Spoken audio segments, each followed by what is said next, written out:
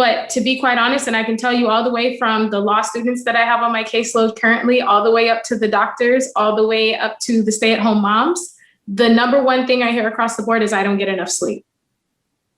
And that's why you have a high level of emotionality, more likely to burn out, more likely to be frazzled, overwhelmed, frustrated, sleep.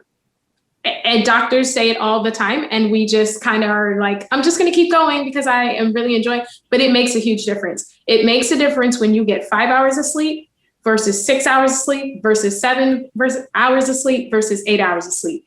The way that you respond to things, the way that you take in information, it changes dramatically just based on getting enough rest. Most people are not getting the minimum of 7 to 7.5 hours. Most people are getting somewhere between 5 and 6.5.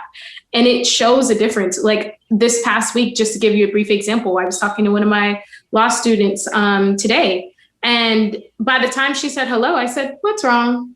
Because something's wrong. And the first thing she said to me was, I haven't been sleeping and I've been emotionally eating. But it takes a really good professional to be able to pick up on those subtle differences because I am intentional, right? So I'm looking at facial expressions, I'm looking at gestures, I'm looking at inflection of voice, I'm looking at all these different things, and I'm taking everything you've told me and we've been working on in the past to where we're trying to go, which you told me your goals were. And I'm looking at what are these subtle differences, because those are the differences that change whether someone wants to commit suicide or not.